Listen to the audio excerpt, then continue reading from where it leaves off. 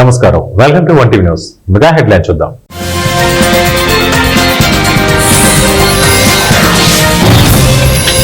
భారత్ బంధానికి అత్యధిక ప్రాధాన్యం. ఢిల్లీలో ప్రధాని నరేంద్ర మోదీతో భేటీ.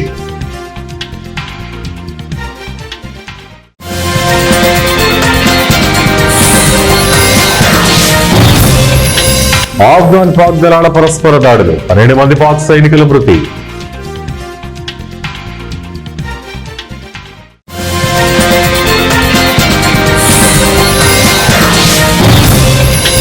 విమానంలో పగిలిన అద్దం, 76 మందికి తప్పిన ముప్పు.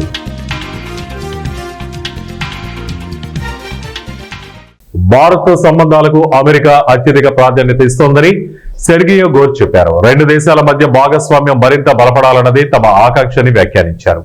భారత్ లో అమెరికా రాయబారిగా నియమితుడైన సెర్గియో గోర్ శనివారం ఢిల్లీలో ప్రధాని నరేంద్ర మోదీతో సమావేశమయ్యారు. అమెరికా అధ్యక్షుడు ట్రంప్ స్వయంగా సంతకం చేసిన చిత్రపటాన్ని మోదీకి బహూకరించారు.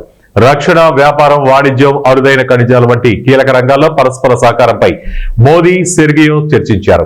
6 రోజుల పర్యటన నిమిత్తం సెర్గియో శనివారం ఉదయం ఢిల్లీకి చేరుకున్నారు. తొలుత భారత విదేశాంగ శాఖ మంత్రి ఎస్ జయశంకర్, భారతీయ భద్రతా సలహాదారు అజిత్ దోవల్ తో పాటు విదేశాంగ శాఖ కార్యదర్శి విక్రమ్ మిశ్రీతో సమావేశమయ్యారు. ఆ తర్వాత మోదీని కలుసుకున్నారు. సెర్గియోతో మాట్లాడటం సంతోషంగా ఉందంటూ మోదీ ఎక్స్ లో పోస్ట్ చేశారు. డ్యూరాండ్ సరిహద్దు వెంబడి పాక్, ఆఫ్ఘాన్ సైనిక దళాల ఘర్షణకు దిగాయి. తాలిబాన్ దళాల దాడుల్లో ఏకంగా 12 మంది సైనికులు మృతి చెందారు. కునార్, హెల్మాండ్, ఫ్రాన్సిస్కులకు సమీపంలో సరిహద్దు వెంబడి పలు పాక్ స్థావరాలను స్వాధీనం చేసుకున్నామని ఆఫ్ఘాన్ రక్షణ విభాగం ఒక ప్రకటన విడుదల చేసింది. బహ్రాంచా, షాక్చి, బీబీజానీ, సలేహాన్ జిల్లాలో పాక్, ఆఫ్ఘాన్ దళాలను ఎదురు కాల్పులకు దిగాయి. అకారణంగా కాల్పులు జరిపిన ఆఫ్ఘాన్ దళాలను ధీటుగా తిప్పికొడుతున్నామని పాక్ భద్రతా అధికారులు తెలిపారు. తమ గగన దళాన్ని పాక్ ఉల్లంఘించినందుకు ప్రతీకారంగా తాము ఈ దాడులు చేసినట్టు ఆఫ్ఘాన్ రక్షణ శాఖ ప్రతినిధి ఇనాయతుల్లా కొవారాజ్మీ తెలిపారు. ప్రస్తుతానికి దాడులు ముగిశాయని చెప్పారు. పాక్ ఆయుధ సామగ్రిని, నిర్మాణాలను ధ్వంసం చేశామని తెలిపారు. పాక్ దళాలు దెబ్బతిన్నాయి, వారి వాహనాలను, ఆయుధాలను స్వాధీనం చేసుకున్నామని తెలిపారు. మరోసారి పాక్ తమ గగన తలాన్ని ఉల్లంఘిస్తే తమ సాయుధ దళాలను ధీటుగా బదులిస్తాయని హెచ్చరించారు. మదురై నుంచి శనివారం తెల్లవారుజామున చెన్నైకి బయలుదేరిన ఇండిగో విమానం ముందు వైపు అద్దం పగలడంతో కలకలం చోటు చేసుకుంది. చెన్నైకి 76 మంది ప్రయాణికులతో ఇండిగో విమానం బయలుదేరగా ల్యాండింగ్ ముందు విమానం విండ్ షీల్డ్ లో పగుళ్లు కనిపించాయి. పైలట్ గమనించి విమానాశ్రయంలోని ఎయిర్ ట్రాఫిక్ కంట్రోలర్ కు సమాచారం అందించారు. దీంతో విమానాశ్రయంలో అన్ని ముందస్తు ఏర్పాట్లు సిద్ధం చేశారు. కొద్దిసేపు అయ్యాక విమానం సురక్షితంగా ల్యాండ్ అయింది. ఏలూరు జిల్లా కైకలూరు నియోజకవర్గ శాసనసభ్యులు కామినేని శ్రీనివాస్ కైకలూరులో కొలుగా ఉన్న శ్రీ శ్రీ శ్రీ శ్యామలాంబ అమ్మవారి దేవస్థానం నందు దసరా ఉత్సవాలను పురస్కరించుకుని ఏర్పాటు చేసిన భారీ అఖండ అన్న సమారాధనలో పాల్గొన్నారు. ఈ సందర్భంగా కామినేని శ్రీనివాస్ మహాకుంభానికి పూజలు చేసి అమ్మవారిని దర్శించుకున్నారు. వచ్చిన భక్తులకు అసౌకర్యం కలగకుండా, ఎలాంటి అవాంఛనీయ సంఘటనలు జరగకుండా దేవస్థానం సిబ్బందికి, ఉత్సవ కమిటీ సభ్యులకు మరియు పోలీసు వారికి సూచించారు. వచ్చిన ప్రతి ఒక్కరికి అన్న ప్రసాదం అందే విధంగా చూడాలన్నారు. ఈ కార్యక్రమంలో మాజీ శాసన మండలి సభ్యులు కమ్మిలి విఠలరావు, ఎన్డీఏ నాయకులు, ప్రజాప్రతినిధులు తదితరులు పాల్గొన్నారు.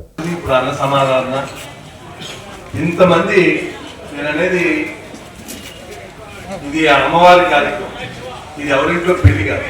కానీ ఇంతమంది ఇలా ఉంది, ఒక చక్కటి ఒక మంచి వాతావరణం క్రియేట్ చేసి ఇలా చేస్తున్నందుకు నిర్వాహకులను అందరినీ, దాంతోపాటు ఇక్కడ తయారు చేసిన నిర్వాహకుల్ని, అలాగే దీంట్లో ఇన్వాల్వ్ అయిన దేవస్థానం వాళ్ళని అందరినీ మనస్ఫూర్తిగా అభినందిస్తూ ఆ అమ్మవారి కరుణ మనందరి మీద ఉండాలని చాలా చాలా ఇలా ఏ కార్యక్రమం ఒకరికి కాదు, ప్రతిదీ శ్రద్ధాభక్తులతో డెఫినెట్గా చేస్తే ఇంకో 10 మందికి ఇది అలవాటు వస్తుంది. మంచి చేసే కార్యక్రమం, ఈ మంచిలో పాల్గొన్న ప్రతి వాళ్ళకి నేను మనస్ఫూర్తిగా అభినందన తెలియజేస్తూ సెలవు తీసుకుంటాను. ఆఫీసర్ని, ఈ నిర్వహణలో ఉన్న అందరినీ. సత్యసాయి జిల్లాలో మాజీ ముఖ్యమంత్రి జగన్మోహన్ రెడ్డి గతంలో చేసిన నిర్వాహకంతో రాష్ట్ర ఆర్థిక పరిస్థితి దెబ్బతినడంతోనే మెడికల్ కాలేజీలపై పీపీపీ విధానం తీసుకురావాల్సి వచ్చిందని కదిరి ఎమ్మెల్యే కందికుంట ప్రసాద్ మండిపడ్డారు. చాలా మంది కాంట్రాక్టర్లు బిల్లులు రాక ఆత్మహత్యలు చేసుకుంటే వైజాగ్ లో వారికి రావాల్సిన అంతఃపురం కట్టుకోవడానికి మాత్రం బిల్లులు ఇచ్చారు. అంత్యస్థాయిలో మెడికల్ కాలేజీలు ఎందుకు కట్టలేకపోయారో జగన్మోహన్ రెడ్డి సమాధానం చెప్పాలన్నారు. ప్రైవేటు వ్యక్తులు నిర్వహిస్తే కిక్ బ్యాక్స్ ఉంటాయా, ప్రభుత్వం నడిపిస్తే కిక్ బ్యాక్స్ ఉంటాయా అంటున్న మాజీ ఎక్సైజ్ శాఖ మంత్రి నారాయణ స్వామి గత 5 ఏళ్లలో ప్రభుత్వం అంటే జగన్మోహన్ రెడ్డి, ఆయన సతీమణి భారతరెడ్డి అన్న విషయం తెలుసుకోవాలన్నారు. సొంత పార్టీ వాళ్ళని నిర్లక్ష్యం నిర్దాక్షిణ్యంగా సస్పెండ్ చేసి మరి కేసులు పెట్టినటువంటి నిబద్ధత చంద్రబాబు నాయుడు గారిదైతే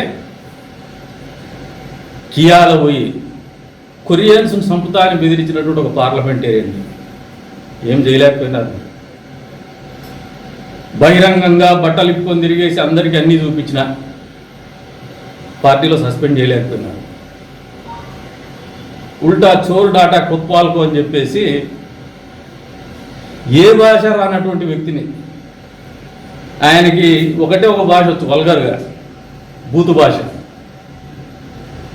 భాష, అసభ్య పదజాలము, అనాగరికంగా మాట్లాడటము, అనాగరికంగా బట్టలు లేకుండా తిరగేటటువంటి ఒక వ్యక్తిత్వం ఉన్నటువంటి వ్యక్తిని మీరు అధికార ప్రతినిధిగా నిర్మించుకున్నారా జగన్మోహన్ రెడ్డి గారు మీ పార్టీకి, రాష్ట్ర పార్టీకి?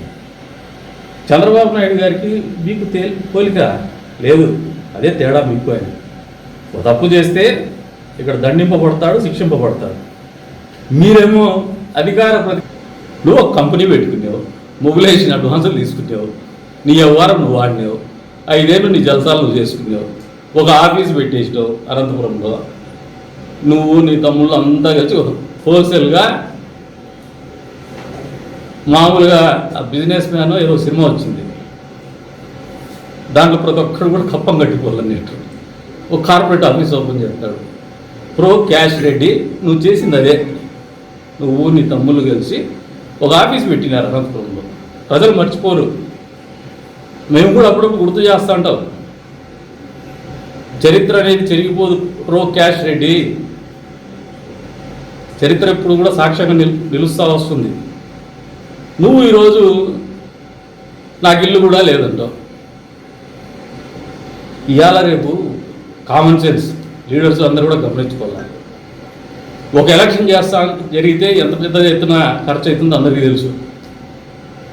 నువ్వు 3 ఎలక్షన్లు చేసినావు, వాళ్ళు 5 ఎలక్షన్లు చేసినారు. ఇది కోట్లతో వ్యవహారం, ఎవరు ఒప్పుకునే ఒప్పుకోకపోయినా. ఈ కోట్లతో వ్యవహారాలు చేసినప్పుడు 3 కోట్లు తారగొట్టి ఏమవుతుందా? ఇవాళ రేపు అవుట్డేటెడ్ పాలిటిక్స్ వదిలేసేద్దా? ఇంకా క్రిటిసిజం అనేది లెట్ ఇట్ బి కన్స్ట్రక్టివ్, నిర్మాణాత్మకంగా మాట్లాడు. వాళ్ళు ఓవరాల్గా 7 సార్లు 8 సార్లు ఎమ్మెల్యేలుగా, మంత్రులుగా 2 సార్లు చేసినారా స్వామి? వాళ్ళకు ట్రాక్ రికార్డు ఉంది. నీ కథ ఏందో చెప్పా. నువ్వు ఆఫ్టర్ ఆల్ ఒకసారి ఎమ్మెల్యే నువ్వు చేయగలిగింది ఏంది లేదు. 164 మంది ఎమ్మెల్యేల గురించి మాట్లాడతావు. నీ స్థాయి అది. మొదట నీ ముట్టి మట్టం పెట్టుకో, మళ్ళీ ఊర్లో వాళ్ళని ఎత్తి చూపు. నువ్వు ఎందుకు ఓడిపోయినావో పోస్ట్ మార్టం చేసుకో. 25,000తో గెలిచినావు. భద్రాద్రి కొత్తగూడెం జిల్లా దమ్మపేట మండలం అప్పారావుపేట పామాయిల్ ఫ్యాక్టరీలో పామాయిల్ రైతుల ఆత్మీయ సమ్మేళనం నిర్వహించారు. ఈ కార్యక్రమంలో వ్యవసాయ శాఖ మంత్రి తుమ్మల నాగేశ్వరరావు, అశ్వరావుపేట ఎమ్మెల్యే జారే ఆదినారాయణ, భద్రాద్రి కొత్తగూడెం జిల్లా collector Jitesh V Patil, Telangana Oil Fed chairman Janga Raghava Reddy పాల్గొన్నారు. ఈ కార్యక్రమంలో వ్యవసాయ శాఖ మంత్రి తుమ్మల నాగేశ్వరరావు మాట్లాడుతూ తెలంగాణ గేమ్ చేంజర్ గా ఆయిల్ పామ్ సాగని, దేశానికి ఆయిల్ పామ్ హబ్ గా తెలంగాణ మారుతుందని, మన దేశానికి వంట నూనెలు దిగుమతి చేసుకోకుండా ఆయిల్ పామ్ సాగుతో స్వయం సమృద్ధి అని ప్రతి ఏటా లక్షల కోట్ల రూపాయల విలువ గల పామాయిల్ దిగుమతి చేసుకుంటున్నామని, 3 లక్షల మెట్రిక్ టన్నుల ఫ్రూట్ బంచ్ క్రషింగ్ సాధించిన ఆయిల్ ఫెడ్ అధికారులు సిబ్బందికి అభినందనలు తెలుపుతున్నామని, అపారాపేట ఆయిల్ ఓఈఆర్ బెంచ్ మార్క్ గా పామాయిల్ గెలను ధర నిర్ణయిస్తామని, 10 లక్షల ఎకరాయిల్లో ఆయిల్ పామ్ సాగు టార్గెట్ చేస్తున్నామని తెలిపారు. మోడీ గారికి వేదిక నుంచి విజ్ఞప్తి చేస్తున్న కేంద్ర ప్రభుత్వానికి, ఇంపోర్ట్స్ మీద ఆధారపడకుండా మన స్వశక్తి మీద మీరు ఆధారపడితే భారత రైతాంగం మీకు కావలసినటువంటి ప్రతి పంట ఈ భారతదేశ జనాభా 1,40,00,000 మందికి సరిపోని కాకుండా ప్రపంచ దేశానికి ఆహార ఉత్పత్తులు పండించేటటువంటి సత్తా ఈ యొక్క భారతదేశ రైతాంగానికి ఉందే అని చెప్పి మీకు ఈ సందర్భంగా మనం చేస్తున్నాం. కాబట్టి దయచేసి మొన్న మీరు ప్రకటించినటువంటి పత్తి దిగుమతి వల్ల మీరు ఇంపోర్ట్ డ్యూటీ తీసేయటం మూలాన భారతదేశ పత్తి రైతుకి నష్టం జరుగుతుంది. పామాయిల్ యొక్క ఇంపోర్ట్ డ్యూటీ తగ్గించడం మూలాన భారతదేశ పామాయిల్ రైతుకి నష్టం జరుగుతుంది. అదే పదే కేంద్ర ప్రభుత్వానికి విజ్ఞప్తి చేస్తున్నా, వాటిని మళ్ళీ యథాతథ స్థితిలో పెడితే మనకి ఇంపోర్ట్ డ్యూటీని మీరు పెంచగలిగితే మన రైతాంగానికి ఆదాయంతో పాటు మన ఇతర దేశాల యొక్క సరుకుల మీద మనం ఆధారపడకుండా బతికే అవకాశం స్వతంత్రంగా వస్తుంది. కాబట్టి కేంద్ర ప్రభుత్వం త్వరగా దాన్ని ఆలోచన చేయమని చెప్పి అడుగుతాం. అదేవిధంగా పామాయిల్ యొక్క రైతాంగానికి విజ్ఞప్తి చేస్తున్నాం. ఒక పామాయిలే కాదు, హార్టికల్చర్ లో మీరు ఏ పంటకి వెళ్ళినా కూడా ఇంతకుముందు మామిడి జీడి మామిడి ఇప్పుడు కొబ్బరి ఆయిల్ బాంబు వచ్చారు. కొంతమంది వక్కేస్తున్నారు, కొంతమంది జాజ్ చేస్తున్నారు, ఇంకా కొంతమంది వేరే పంటలకి విలువ కలిగినటువంటి పంటలకు వెళ్తున్నారు. కరెక్ట్ గా చెప్పినట్టుగా మీ యొక్క సొసైటీతో మీ పంటల్లో ఏదైతే మనం పంటలు వేసుకోగలుగుతామో అంతర పంటలు వేసుకోండి. వరి, మిర్చి, పత్తి తగ్గించుకోవాల్సినటువంటి అవసరం ఉంది. తద్వారా రైతు స్థిరంగా నిలబడే అవకాశం వస్తుంది. ఇందాక ఎమ్మెల్యే గారు చెప్పారు, ఎక్కువ మంది ఒక కౌలు. కర్నూలు జిల్లా మంత్రాలయం పశ్చిమ ప్రాంతంలో వలస మొదలైంది. కర్నూలు జిల్లా కోసిగి మండలం నుంచి శుక్రవారం 15 బొలెరో వాహనాల్లో దాదాపు 285 కుటుంబాలు పిల్ల పాపలతో కలిసి బయలుదేరారు. వీరంతా తెలంగాణ, కర్ణాటక రాష్ట్రాలకు వలస బాట పట్టారు. ఈసారి అధిక వర్షాల కారణంగా పత్తి, ఉల్లి, వేరుశెనగ, కంది, మిరప పంటలు నష్టం రావడంతో తెచ్చిన అప్పు, వడ్డీలు కట్టుకోలేక వేరే రాష్ట్రాలకు వెళ్లి తెచ్చిన అప్పుకు వడ్డీలైనా కట్టడానికి వెళ్తున్నామన్నారు.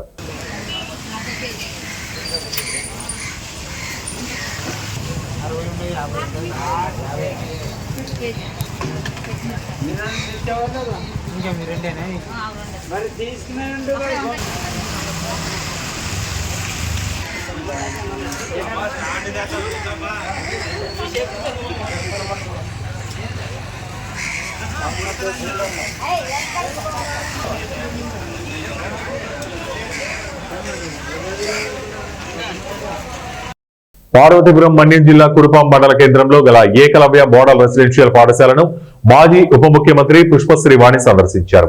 ముందుగా స్థానిక ప్రభుత్వ ఆసుపత్రికి వెళ్లి జాండీస్ బారిన పడి చికిత్స పొందుతున్న విద్యార్థుల ఆరోగ్య పరిస్థితిపై ఆరా తీశారు. అనంతరం ఏకలవ్య పాఠశాలకు వెళ్లి ప్రిన్సిపల్ తో మాట్లాడి అక్కడ చదువుతున్న విద్యార్థుల వివరాలను అడిగి వారి ఆరోగ్యంపై తీసుకున్న ముందస్తు జాగ్రత్త చర్యలను తెలుసుకున్నారు. అనంతరం మీడియా సమావేశం ఏర్పాటు చేసిన పుష్పశ్రీ వాణి మాట్లాడుతూ ఎంత జరుగుతున్నా కూటమి ప్రభుత్వానికి చలనం లేదని, దీనిపై ప్రత్యేక కమిటీని వేసి విద్యార్థులకు జాండీస్ రావడానికి గల కారణాలను తెలుసుకోలేకపోతున్నారని మండిపడ్డారు. నిర్లక్ష్యం వల్ల అంజలి చనిపోవడం జరిగింది. ఏది ఏమైనా కూడా ఇంతమంది ఒకేసారి చరిత్రలో ఎప్పుడూ లేనిది ఒక ఇన్స్టిట్యూట్ నుంచి 170 మంది స్టూడెంట్స్కి ఒకేసారి హెపటైటిస్ ఏ అనేది రావడం, ఎఫెక్ట్ అవ్వడం, ఇంకా రోజు రోజుకి కూడా పేషెంట్స్ పెరుగుతున్నారు, కేసెస్ పెరుగుతున్నాయి. ఏంటా అని చూస్తే ఆ ఇన్స్టిట్యూట్లో ఉన్నటువంటి వాటర్ కంటామినేషన్ వల్ల ఈ ఇష్యూ అనేది, ఈ హెపటైటిస్ ఏ అనేది వ్యాప్తి చెందడం అనేది అందరూ కూడా చూశారు. మేము ఆ రోజే చెప్పాం, 1వ తారీఖున ప్రెస్ మీట్ పెట్టి నేను మాట్లాడిన రోజే చెప్పా, ఆ ఇన్స్టిట్యూట్కి ఈ ఇన్స్టిట్యూట్కి సేమ్ బోరు కాబట్టి ఆ రోజు 1వ తారీఖునే కురుపాన్ సిహెచ్సిలో ఏకలవ్య స్కూల్కి సంబంధించినటువంటి స్టూడెంట్స్ ఉన్నారు. అంటే ఏకలవ్య స్కూల్ కూడా ఇదే బోర్ నుంచి వాటర్ వెళ్తున్నాయి కాబట్టి వాటర్ కంటామినేషన్ వల్ల ఈ పరిస్థితి వచ్చింది కాబట్టి ఆ స్కూల్ కూడా ఎఫెక్ట్ అయ్యిందని ఆ రోజే చెప్పా 1వ తారీఖున. అయితే కేసెస్ అనేవి గురుకులము రెసిడెన్షియల్ స్కూల్ ఉండేసరికి రెసిడెన్షియల్ స్కూల్కి సంబంధించినటువంటి స్టూడెంట్స్ కి స్క్రీనింగ్ చేశారు. రెసిడెన్షియల్ స్కూల్ కి సంబంధించి స్క్రీనింగ్ చేసి వచ్చినటువంటి స్టూడెంట్స్ కి ట్రీట్మెంట్ అనేది సిహెచ్సి నుంచి, లేకపోతే సిహెచ్సి తర్వాత ఏరియా హాస్పిటల్ నుంచి కేజీహెచ్ కి రిఫర్ చేయడం జరిగింది. ఇదే ఈఎంఆర్ఎస్ స్కూల్ కి 1వ తారీఖునే కేసులు వస్తే 6వ తారీఖు వరకు కూడా కనీసం స్క్రీనింగ్ చెయ్యలేదు. 5వ తారీఖున మంత్రి గారు స్టేట్మెంట్ ఇవ్వడం జరిగింది, గురుకులం స్కూల్ కి సంబంధించి 611 మందికి స్క్రీనింగ్ చేశామని చెప్పేసి. గ్రౌండ్ లెవెల్లో చూస్తే కొన్ని చోట్ల కొంతమంది పిల్లలకి స్క్రీనింగ్ చేయలేదు. మేము కేజీహెచ్ కి వెళ్ళినప్పుడు కూడా అక్కడ ఉన్నటువంటి కొంతమంది మాకెవరు స్క్రీనింగ్ చేయలేదు, మాకు మేము టెస్టులు చేసుకున్నామని కూడా చెప్పడం జరిగింది. ఈరోజు షాకింగ్ న్యూస్ ఏంటి అని అంటే, ఆ ఇన్స్టిట్యూట్ లో జరిగింది అని అనుకునే లోపు ఇప్పుడు ఈ ఇన్స్టిట్యూట్ నుంచి స్టార్ట్ అయింది. పిల్లలందరికీ కూడా వచ్చేటువంటి పరిస్థితి ఉంది. 4వ తారీఖున సెలవులు ఇచ్చామని చెప్పేసి ప్రిన్సిపల్ గారు చెప్పడం జరుగుతుంది. స్క్రీనింగ్ మాత్రం 6 నుంచి స్టార్ట్ చేశారు. ఈ హెపటైటిస్ ఏ జాండిస్ అనేది రోజుల్లోనే నిర్లక్ష్యం చేస్తే రోజుల్లో ప్రాణాలు పోయేటువంటి వైరల్ ఇన్ఫెక్షన్. ఎందుకనంటే అంజలి గాని కల్పన గాని ఇక్కడ ఉన్నటువంటి మేనేజ్మెంట్ ఏదైతే ఉందో మేనేజ్మెంట్ లేట్ చేయడం వల్ల, సరైన టైంలో వైద్యం అందించకపోవడం వల్ల, సరైన టైంలో హాస్పిటల్కి తీసుకెళ్ళకపోవడం వల్ల విత్ ఇన్ డేస్ లో 2 పిల్లలు చనిపోయారు. విత్ ఇన్ డేస్ లో హాస్పిటల్కి ఇన్ టైంలో తీసుకెళ్ళకపోవడం వల్ల చనిపోయినటువంటి కేస్ స్టడీ కనిపిస్తున్నా కూడా అక్టోబర్ 16న భారతదేశ ప్రధానమంత్రి నరేంద్ర మోదీ ప్రముఖ పుణ్యక్షేత్రం జ్యోతిర్లింగాలలో ఒకటైన శ్రీశైలం నందు పర్యటించి శ్రీ బ్రహ్మరాంబ మల్లికార్జున స్వామివారిని దర్శించుకోనున్న సందర్భంగా పటిష్ట బందోబస్తు ఏర్పాట్లు చేశారు. ఇప్పటికే శ్రీశైల పరిసర నల్లమల అటవీ ప్రాంతాలలో గ్రేహౌండ్ సాయుధ బలగాలు ప్రధాని పర్యటనకు ఎలాంటి అవాంఛనీయ సంఘటనలు జరగకుండా విస్తృతంగా తనిఖీలు నిర్వహిస్తున్నారు. ఈ సందర్భంగా నంద్యాల జిల్లా ఎస్పీ సునీల్ శరణ్ ప్రధాని పర్యటించే హెలిప్యాడ్, రోడ్డు మార్గం, బ్రహ్మరాంబ గెస్ట్ హౌస్, గుడి పరిసర ప్రదేశాలు, సేఫ్ హౌస్ ప్రాంతాలలో పర్యటించి భద్రతా ఏర్పాట్లను స్వయంగా పరిశీలించి ఎలాంటి అవాంఛనీయ సంఘటనలు జరగకుండా తీసుకోవాల్సిన చర్యలపై సంబంధిత అధికారులకు దిశానిర్దేశం చేశారు.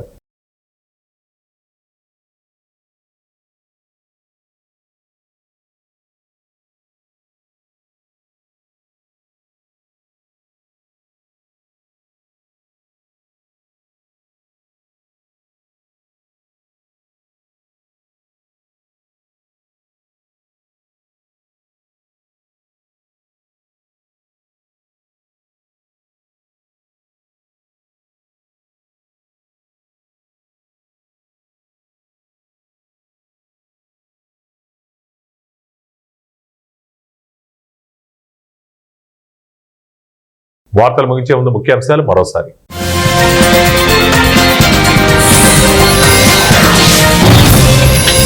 భారత్ బంధానికి అత్యధిక ప్రాధాన్యం, ఢిల్లీలో ప్రధాని నరేంద్ర మోదీతో భేటీ.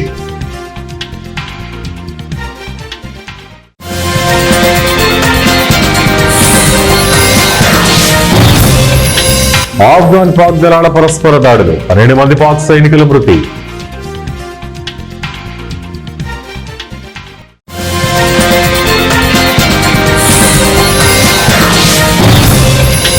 విమానంలో పగిలిన అద్దం, 76 మందికి తప్పిన ముప్పు.